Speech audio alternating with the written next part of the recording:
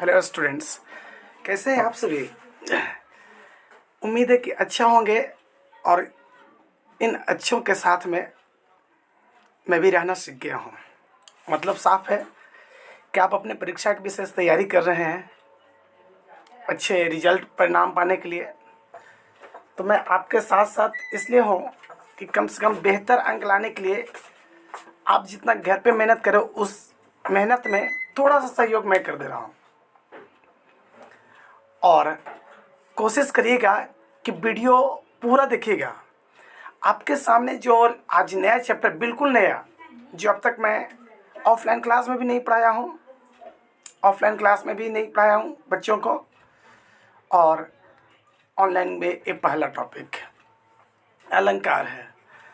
अलंकार वही अलंकार जिसके बारे में कम से कम 1, 2, 3 अंक पूछ लिए जाते हैं और बच्चे फंस जाते हैं। ये नहीं कि मतलब क्लियर होता है, नहीं हो पाता है, नहीं स्पष्ट रूप से हो पाता है।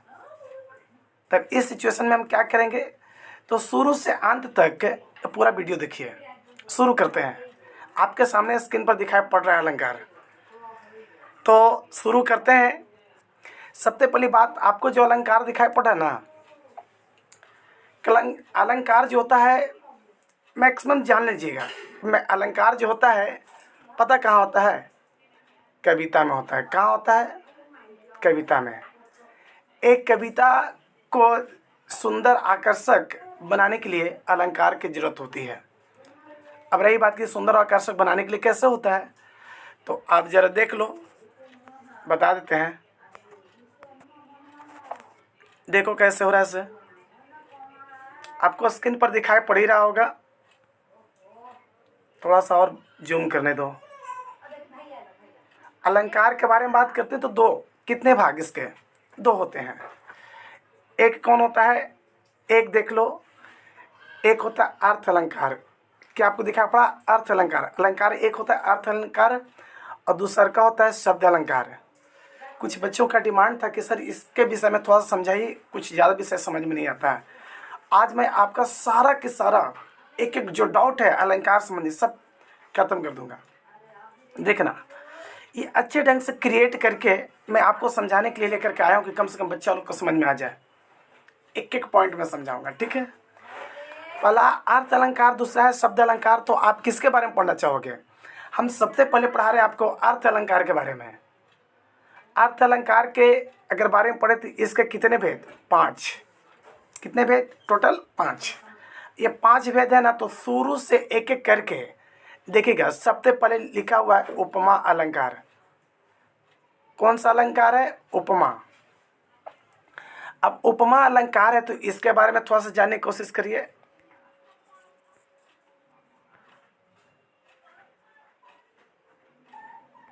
हाँ, उपमा अलंकार के बारे में जानने की कोशिश करिए। जब पंक्ति में क्या होता है कि योजक चिन्ह लगा होता है। ध्यान दीजिए। अब रही बात कि सर योजक चिन्ह क्या होता है, ये मालूम नहीं है। योजक चिन्ह जिसको हम इंग्लिश में डैश कहते हैं, ऐसा मिलेगा। योजक चिन्ह रहे और उसके पीछे से सा, देख लो यहाँ पे घेर रहे हम, इंडिकेट, सा, सी, से, ये तीनों रहेगा। क्या रहेगा, सा, सी, से। अगर ये लगा रहे तो समझ जाना कि वह क्या हो जाएगा, उपमा अलंकार होगा। कैसे, सबके सब कविता मिलेगा, आप इधर विचार नहीं करना। तो आप देख लो, चांद सा मुखड़ा,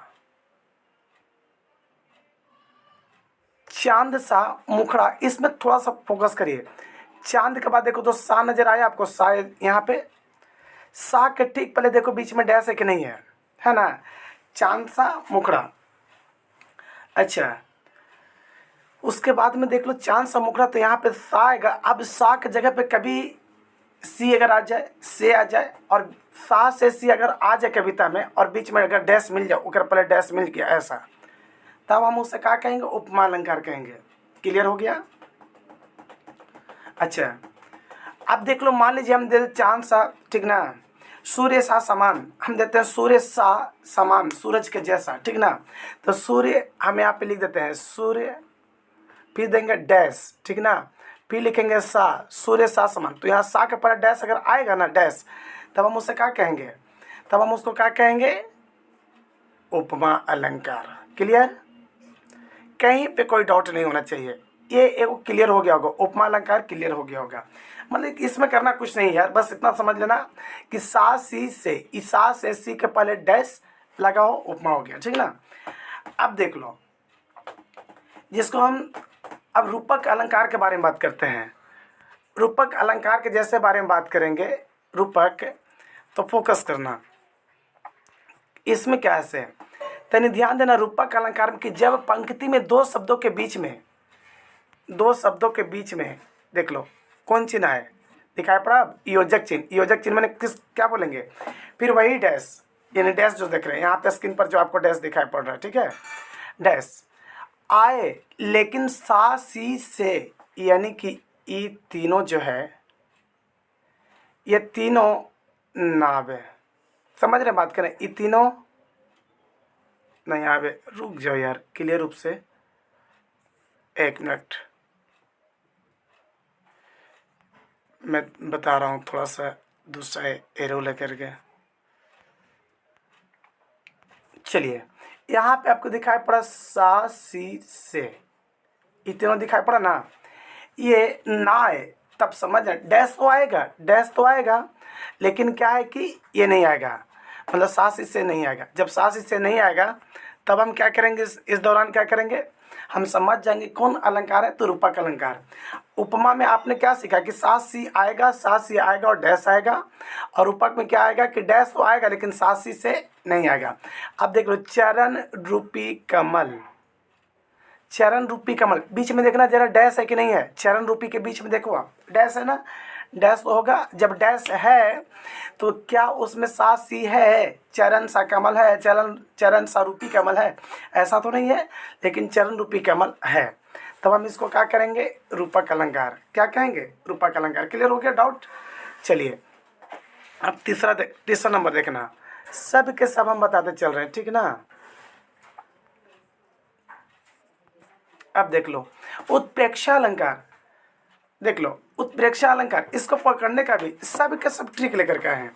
इसको कैसे पहचानेंगे, उत्प्रेक्षा अलंकार जो होता है, तीसरा देख लो, अर्थ अलंकार के बारे में भी सब समझा रहे हैं, तो ध्यान रखिएगा किसके बारे में समझा रहे हैं, अर्थ अलंकार के बारे में। शब्द अलंकार अगले पेज में देख लो। उत्प्रेक्षा अलंकार जब पंक्ति में, यहाँ से तन ध्यान देना,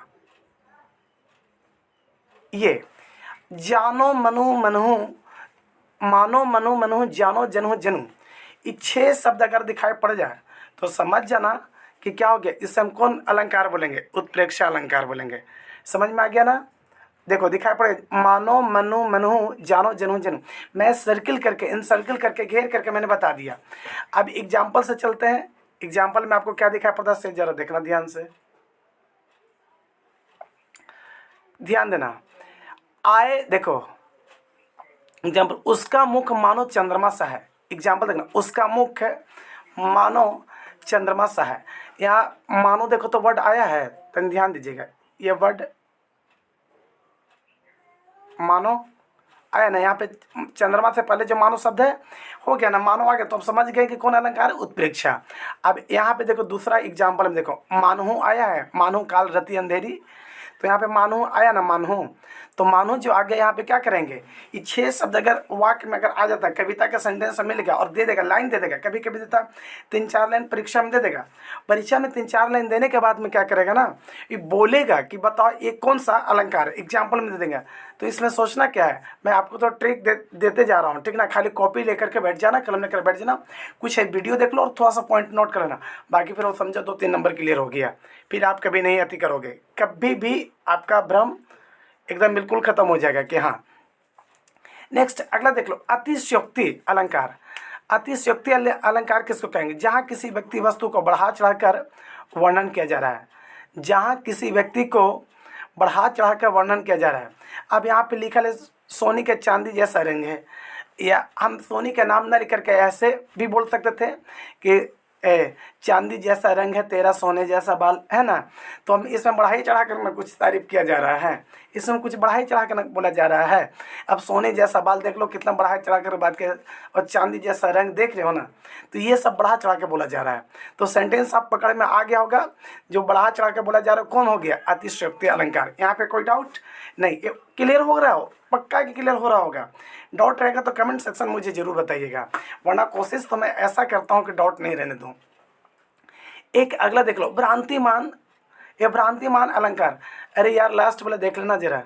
ये भ्रांतिमान जो अलंकार है, पता भ्रांति का मतलब समझ लो भ्रम में रखने वाला, भ्रम, भ्रांति से भ्रम समझ जाना कि ऐसा जो आपको भ्रम में रखे। अब जरा पढ़ के देख लेना, हम यहाँ पे मैंने लिख दिया जहाँ भ्रम की स्थिति पैदा हो, मैं शॉर्ट में लिख चुका हूँ, जहाँ भ्रम की स्थिति पैदा हो। अब पढ़ो इसको, नीचे एग्जाम्पल में हम दिए हैं, थोड़ा सा पढ़ लो। पढ़ने के बाद पता चला कि नाक का मोती अधर, अधर से कांति से बीज दाड़िम समझकर भ्रांति से। अरे कुछ नहीं समझ में आया, समझो कि एक ऐसा सेंटेंस जिसका से हमको क्या एकदम भ्रम में रह गए हैं कि क्या इसका अर्थ निकल रहा नहीं निकल रहा से, इसका अर्थ से संबंधित मुझे भ्रम में हो गया, ठीक ना, हम भ्रम में हो गए। तो आसपास ठीक जो भ्रम में हो गया वो भ्रांतिमान अलंकार हो गया। ये तो क्लियर हो गया होगा, यहाँ तक तो हमको लग रहा है कि कोई दिक्कत नहीं होगा। कि दिक्कत है कुछ है, उम्मीद है कि दिक्कत नहीं होना चाहिए। अच्छा नेक्स्ट आगे पेज चलते हैं, ठीक है, आगे पेज जरा देख लेना, देख लो। आपने अभी एक मिनट रुक जाओ।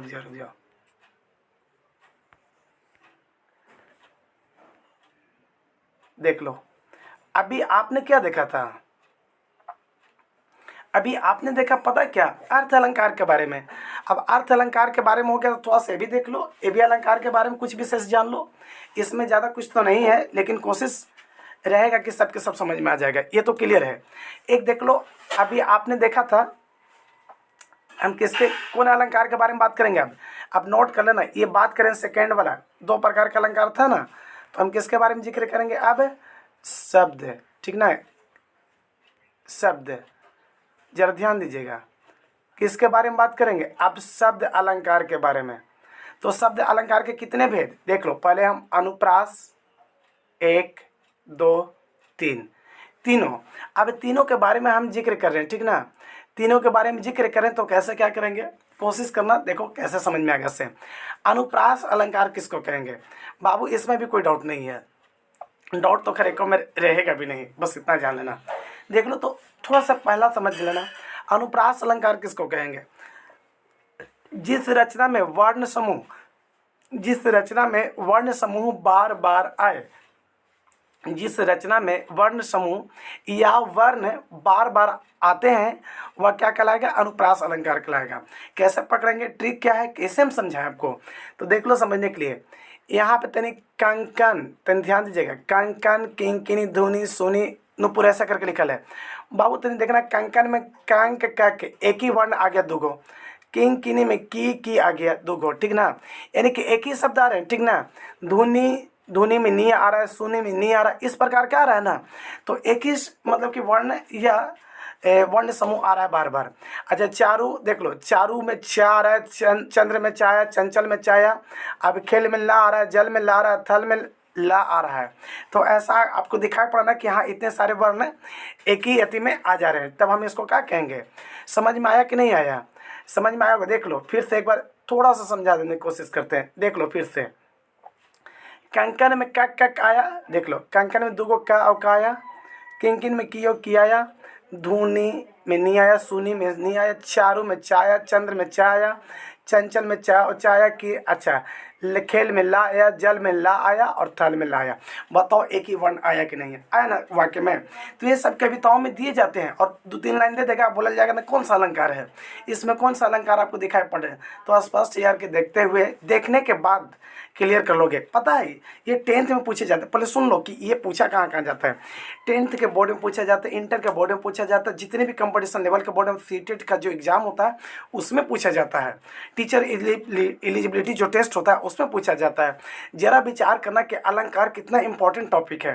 तो उम्मीद है कि आज के बाद आपका हर टॉपिक यहाँ से एकदम सोल्यूशन हो जा रहा है, ठीक है।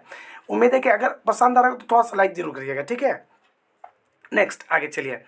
दूसरा है यमक अलंकार। अच्छा, यमक अलंकार एकरा में क्या आ रहा है कि देखो, एकरा में था कि ओकरा में वर्ण आ रहा था बार बार, एकरा में शब्द आ रहा है। एक ही रचना में एक ही शब्द दो या दो से अधिक बार आए और हर बार अलग अर्थ निकले। देख लो, आ तो रहेगा अधिक से अधिक, लेकिन किसमें क्या मिलेगा, सबका अर्थ अलग अलग निकले। जैसे एग्जाम्पल में तनी पढ़े ना, सजना है मुझे सजना के लिए, दो वर्ड है। सजना सजना दो वर्ड है। सजना है मुझे सजना के लिए, यानी कि एक सजना है ना, कि जैसे कोई पर्व त्यौहार में, जैसे कि करवा चौथ पर्व हो गया, तो करवा चौथ में एक पत्नी कैसे सजती है, तो सजती है किसके लिए, अपने पति के लिए, यानी कि सजना के लिए। तो सजना मतलब सजावट, ठीक ना, मेकअप वेकअप मार लेना, ठीक है, प्राइमर वगैरह, ये हो गया।